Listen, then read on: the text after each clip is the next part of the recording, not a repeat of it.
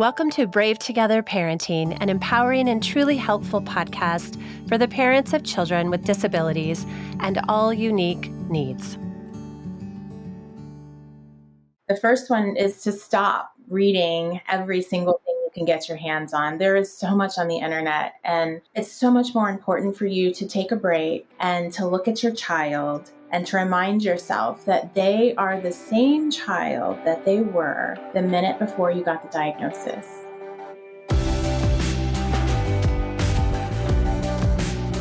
Hello, Brave friends. Welcome to Ask Us Anything. I'm Jessica Pate, your host of Brave Together Parenting Podcast, and I'm joined by two fantastic fellow Brave Mom co-hosts to help answer your questions. Hi, I'm Susanna Peace Lavelle. I'm an author, a certified life coach and soul care coach, and an advocate for the health and wellness of disability families everywhere. Hi, I'm Dr. Zoe, a licensed psychotherapist, writer, speaker, author, and complex shame expert. We are gathered here to share our experiences, share our wisdom, and answer your questions. Have a caregiving question? Find the link in the show notes to leave us your message. May you feel seen and heard and not alone.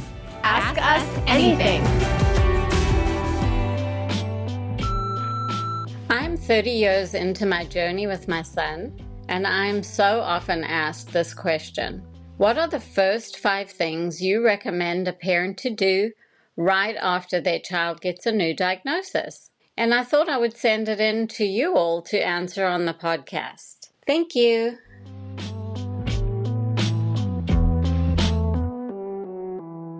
Hi, everyone. Welcome to season 7, and this is our first episode of the season. And I've got my wonderful co-hosts, Susanna Peace Lavelle and Dr. Zoe Shaw, along for the ride.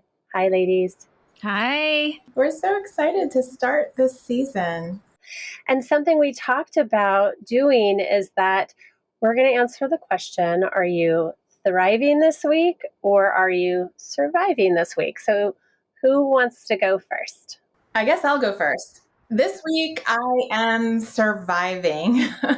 I am so surviving. My daughter, and I hope that we can talk about this on a future episode, is my daughter is having mental health struggles. And along with a disability, it has been so very difficult to get her the help that she needs. And we're getting ready to take her to a treatment program. We, meaning she and I, are going to be going Monday. And so I'm definitely in a surviving place right now, both emotionally and just logistically, trying to get everything together and hoping we will actually get to Texas because United has canceled so many flights. So, right. I'm surviving right now, but surviving in a good way. Yeah, I feel like surviving and moving forward at the same time. Is that a category? Because I feel like I've also had a week of surviving. My little story is that I was so excited to get Arizona into this program where she is a counselor in training for the week. It's for this Social Skills Foundation, Social Foundation LA camp and group that she used to attend as a camper for many, many years. And so there was the opportunity for her to be a counselor in training. I still paid for her to attend for the week, and she just couldn't hack it. She just had an emotional breakdown the first day. She was feeling so nostalgic about her memories of being in camp when she was younger. And she got really, really stuck. And, right when we feel like maybe our child has made a leap beyond some particular situation, and then to realize that the 5 and 6 and 7-year-old campers are not having those reactions. She's the only one who is. And anyway, ended up having to pull her out, which obviously completely affected my schedule for the week. And, we're okay now. We're bonding today. And it was a disappointment for me. Well, that is understandable because we want those opportunities for our kids, and we also really need those breaks. Summers are hard, and at the time that we're recording this, we're still in summer. We're not quite over, and summers are challenging because our kids don't have full-time structure Monday through Friday, 7 hours a day, like they do when they're going to school. Right. Yes. And it's challenging for our kiddos too when they can't meet goals, milestones that they were excited to do. Yeah, for sure. For me, I would say I am I feel like I'm in between. Like, it's not like, ugh, I'm in survival mode. And it's also not like, everything is just, beautiful. My week started off with a sitter canceling, and then I'm the default caregiver, right? So anytime anything changes with the schedule, whether it's a holiday, whether it's summer, whether it's spring break, holiday breaks, I'm the default caregiver. And so I'm struggling a little bit with that. And I'm piecemealing it together so that I can keep working. And, after today, there isn't any more summer school. So, it's trying to piecemeal a couple sitters a day because I don't have like one person who can just take over for the week, 9 to 5. Yes. So that's a little bit stressful. Yeah. A little bit stressful. Yep. But I have a couple things to look forward to this weekend where I'm going to get breaks and I will get to go to yoga. So that keeps me feeling like I can thrive. Thank goodness for those upcoming things. Seriously. Yes. We always have to have something to look forward to. Yes. We do. Agreed. However big or small. It doesn't mean like something extravagant. Just something like I get to go to hot yoga tomorrow, Yes. All right. So I just honor both of you and where you are at. And thank you for sharing. And let's dive into today's topic of, this, like, we could write a book on this. Honestly, they can hear so many different people's perspectives on what they would say. So our caller asked, on behalf of everyone else who reaches out to her because she is an experienced veteran caregiving mom. What do you wish that you knew? What do you wish somebody would tell you right after a diagnosis to do? And I'm surprised we've never done an episode like this on Brave Together at all. We never have. So we didn't settle in on 5 only that we're going to talk about because we each came up with 5 and they very much complement and overlap each other. So we're going to share from our own perspectives. And who would like to go first? Susanna?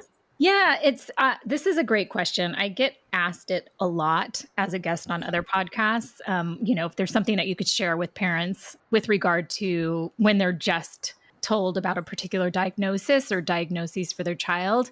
And so my top 5, and I won't jump into them in detail because we can all talk about this. There were so many synergies here with all of us.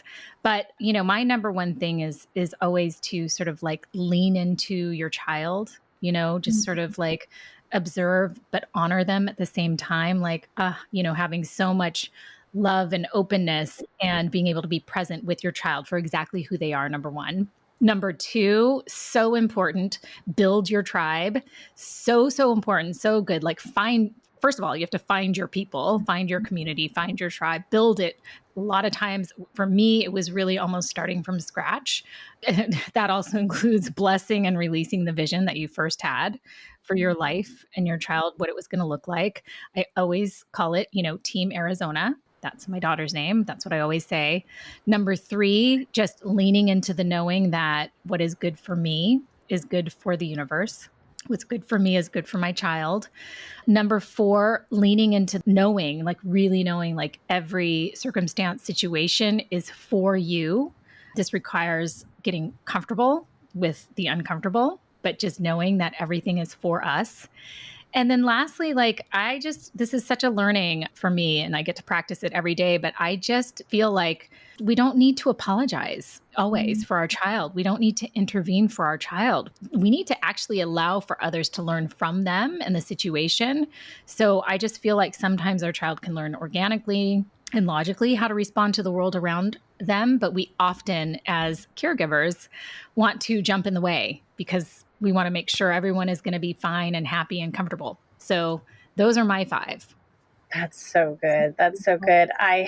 The last one, because Ryan and Zoe, I know you can imagine this, like all the talking and question asking, and I'm like apologizing for his talking or asking, certain questions or the on and on and on. And I'm like, okay, we've got one more question, and all of that. I so appreciate that. we don't need to apologize for our child. Just let them be, Mm. let others learn from them. That's a very enlightened point of view and not always easy. And the other thing I wanted to comment on was knowing that everything is for you, right? That's hard. But I think if we look at everything that happens as an opportunity to grow, right? Or to evolve, awaken, learn, then I think it helps put it helps us shift, because painful circumstances don't feel like they're for me. Right. But if we can say, this is painful, this is really hard, this is difficult, this is challenging, I wouldn't have chosen this. And what can I learn from this? Mm-hmm. What now? Mm-hmm. So I appreciate that. That's beautiful.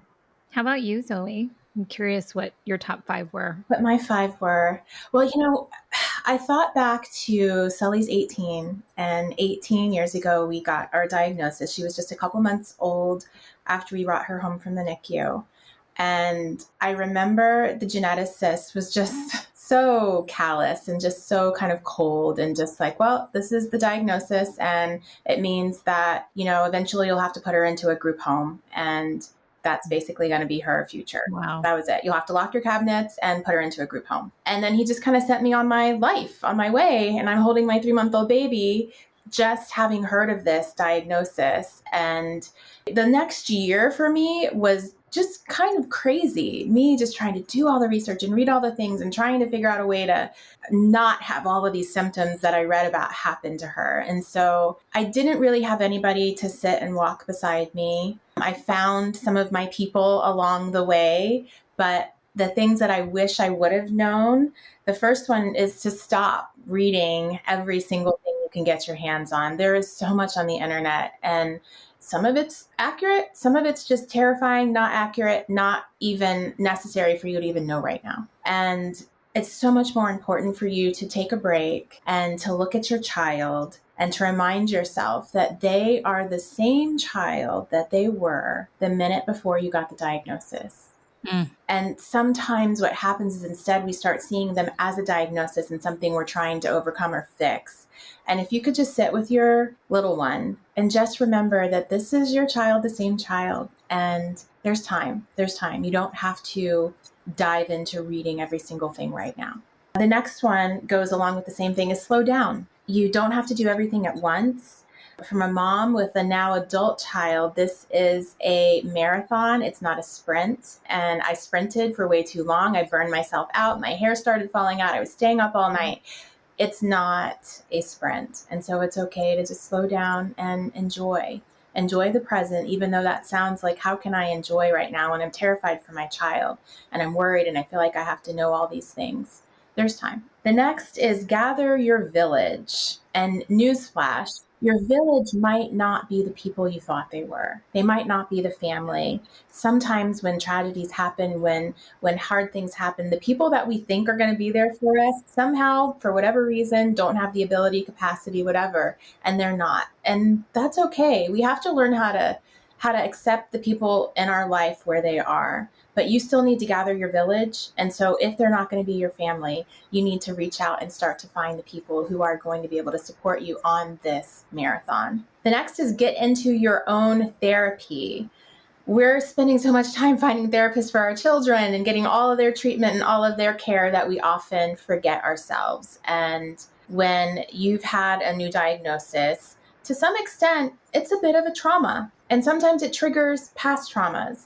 And even if it doesn't, you've got a long road ahead of you, and you need some support, and you need someone who is just there for you, not anybody else, that you can really help work through some things. So I suggest that, I know you're spending all the time finding the treatment for your child, but get into therapy.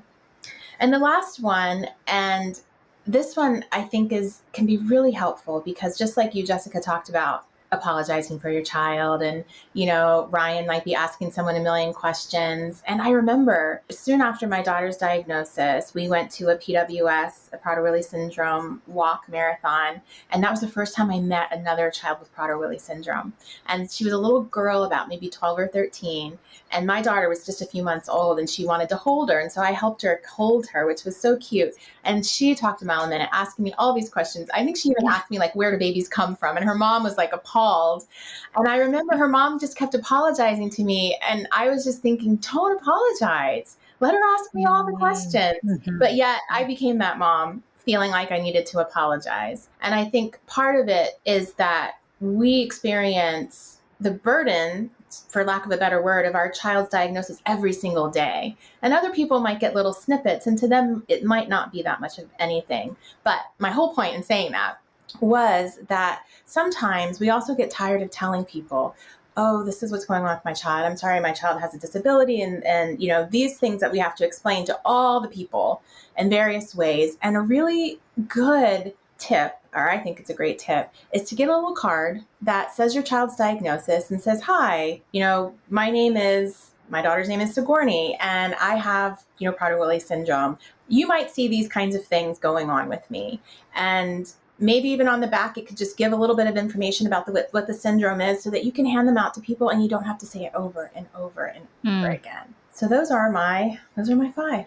Okay, Zoe, you said Sigourney instead of Sullivan. Oh, I did. I'm sorry. I have a lot of children as I talked about before. I was like, my youngest daughter is Sigourney. My daughter with PWS is Sullivan. Right. Said the wrong name. I often call them the wrong name. So, well, they're kind of close. They both start with S, right? All of my children's names start with S, and I always get them. What? We know it. Yeah. I'm like, I know who you are. I'm just calling you the wrong name. Yeah. I didn't realize that. Yeah. My entire family, 7 of us, are all S's. Really? What? Oh, goodness. Yes. Yeah. So, Yay. Team S. Team S. I'm the only Z in the bunch because my ex-husband, his name starts with an S too. So everybody starts with an S except for me. Oh my gosh. Hey everyone, it's Jessica here, and I just want to give a shout out to our big, beautiful 5K sponsors, Rise Advocacy, GHJ Foundation, Torrance Memorial Medical Center, CMS Creative Management, the Pate Family, and MRM Education. We are so grateful to these big sponsors, and we're so excited about our 5K event, which will really be a family event. It's going to be at Palos Verdes High School, October 20th, and it will be wheelchair friendly. It will be family friendly. It'll be stroller friendly. We are going to do laps around the track. We're going to have a food truck, a coffee cart, vendors, authors, artists. We cannot wait to see you. So please save the date and register August 15th and be a part of the big We Are Brave Together team. And if you are not local to these events, we're going to have one in San Diego and one in Palos Verdes. You can do your 5K anywhere in the world. We thank you so much for participating and supporting We Are Brave Together in this event. Okay, well, my 5 things, and I'm going to actually tweak because I'm looking at mine and a couple of them could be combined. So, number 1, you're not alone. And you don't need to do this journey alone. And there is a community that's out there waiting for you. So please find it, whether that's in the general disability, medically complex community or diagnosis specific. There is community waiting for you, and you're not meant to do this alone. And you will breathe life into your life by having other people who understand and validate what you're experiencing. Plus, you might find some organic mentors, people who are a few years ahead of you in the journey, who you can ask questions, who you can, say, can you help me navigate this social service agency or the school district? So yes, you feel alone when you are delivered a diagnosis, and you're not alone, and you don't have to do it alone. Number 2, I would say I'm adding this based on a conversation I had earlier today in sharing, is that your child is not broken. Your child is not broken, and your child doesn't need to be fixed. Why am I saying this? Because it's very easy when we are delivered a diagnosis that we go into fix-it mode, problem-solving mode. It is all well-intentioned. We know you love your child. It's all born out of love. But we go into like warrior mode, and they find the specialists, find the treatments, and find the interventions and the services and the this and the that and the whatever. And I think on a subconscious level, it's because we're trying to fix the situation, fix the child, normalize, heal. And I think once we realize that we learn more from our kids than we will ever teach them, I think it might free you up from just filling up your life with therapies, appointments, and interventions. Not that you're I'm going to just throw out all the OT, PT, and speech therapists in my child's life. No, Right. I'm not saying that. But maybe you do a little bit less so that you can carve out time for your own mental health, so that you can take a breath, because that's critical. I would say, please pick up Dr. Kristen Neff's book on self-compassion. I think it's really, really important. I know it's like, why would you advise me on self-compassion? My child just got a diagnosis. What are you talking about? I think if I had learned the art, the beauty, the healing power of practicing self-compassion 21 years ago, I'd probably be a different person. I probably would have been a different, less anxious mom the last 24 years of being a mom. So please look into that, even if it sounds like woo-woo and touchy-feely, and I don't have time for that.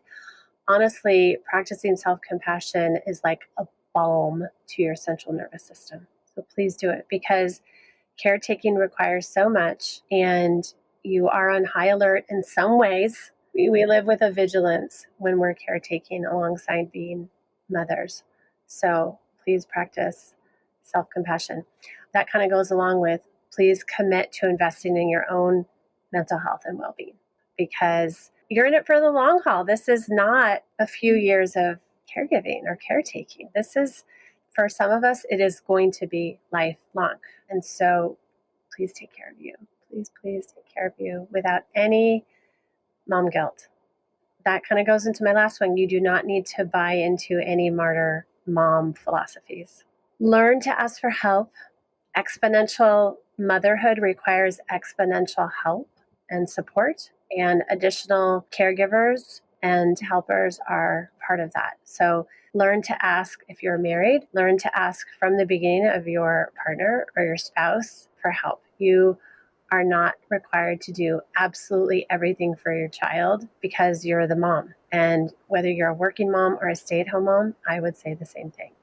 You are not the only one doing all the things. Ask for help, ask for breaks. Those are so beautiful, so beautiful. And in the beginning, you were talking about coming from a place of not trying to fix your child. And I know that was, for me, definitely a place that I came from. And when you were talking about, yeah, you still get the treatments, you still do all the things, but the energy with which you do it should be a place of wanting to maximize your child's potential, right?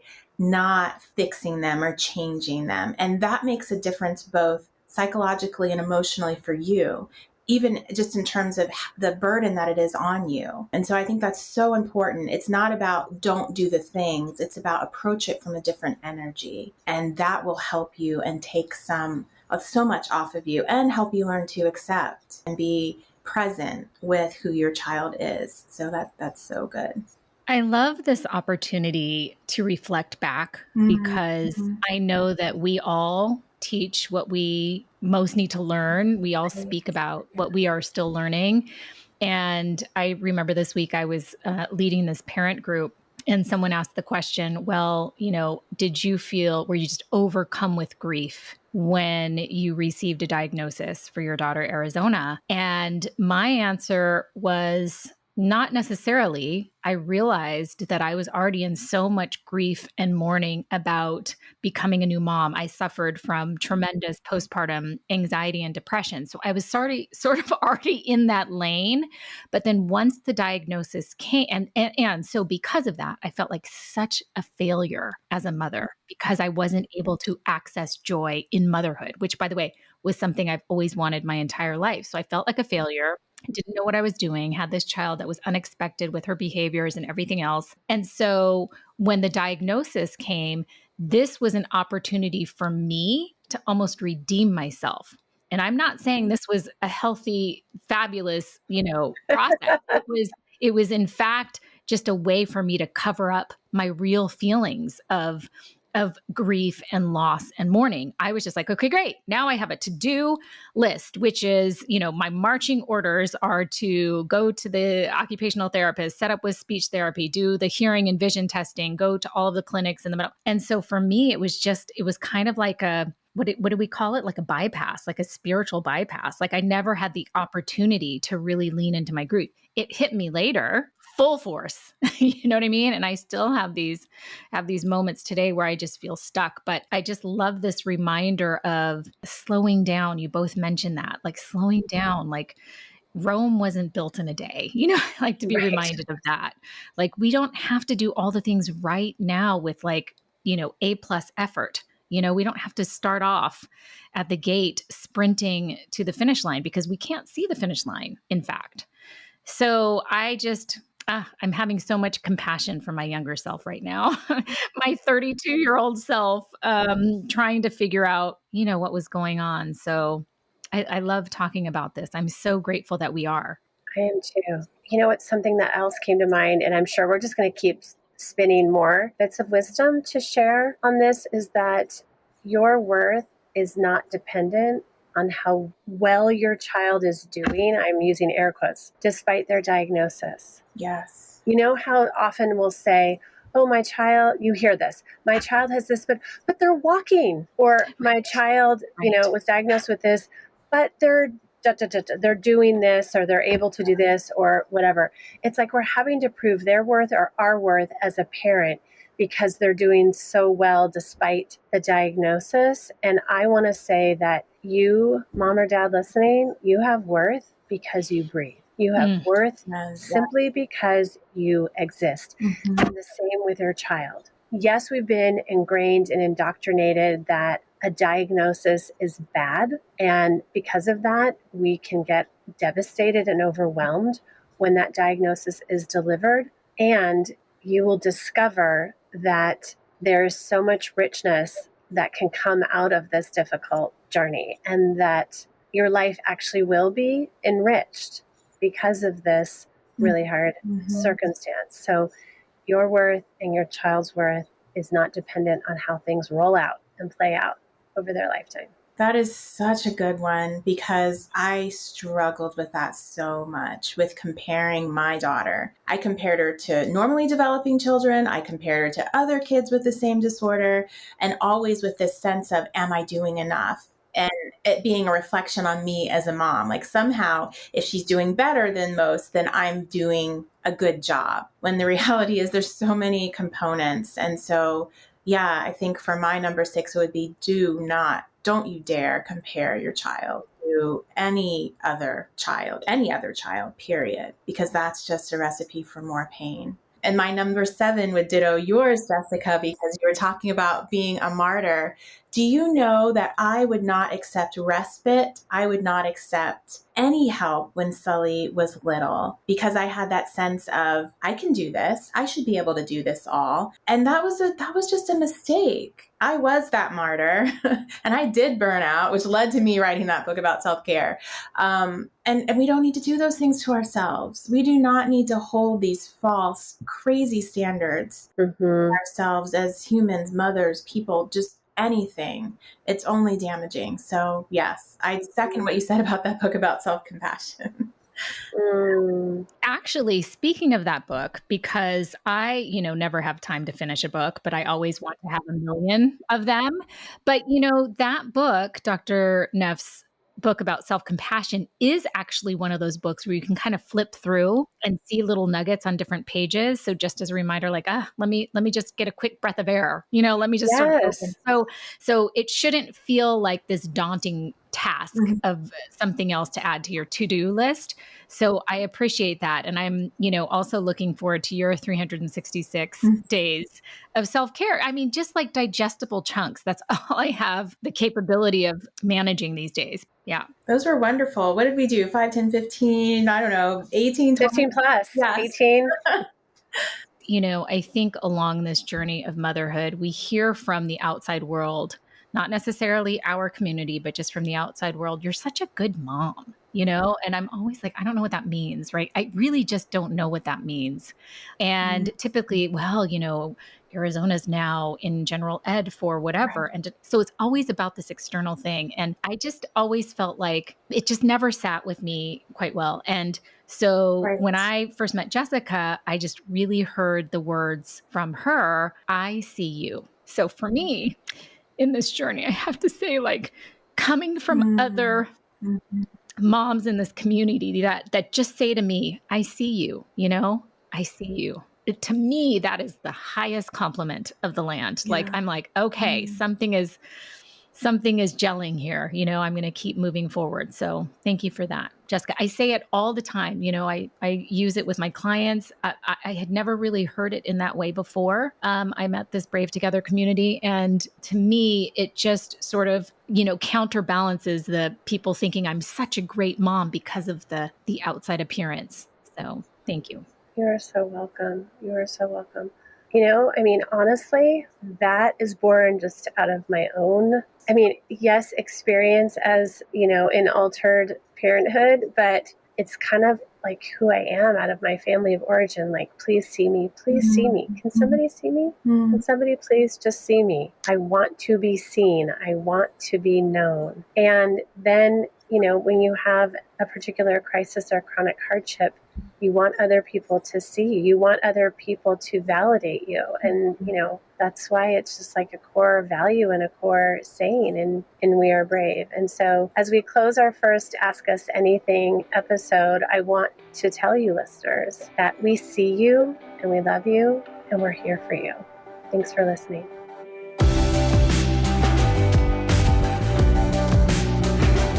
Thanks so much for listening today. Do us a favor and leave us a review and a rating so that this podcast can get into the ears and the hearts of more and more moms. Did you know that Brave Together Parenting Podcast is an extension of our nonprofit organization, We Are Brave Together? We Are Brave Together serves an international community of caregiving moms, offering support groups that are virtual and in-person, educational resources, and low-cost weekend retreats. And we have published our first anthology of caregiving stories entitled Becoming Brave Together, Heroic, Extraordinary Caregiving Stories from Mothers Hidden in Plain Sight. It will encourage and validate every parent caregiver. To join us today, go to wearebravetogether.org.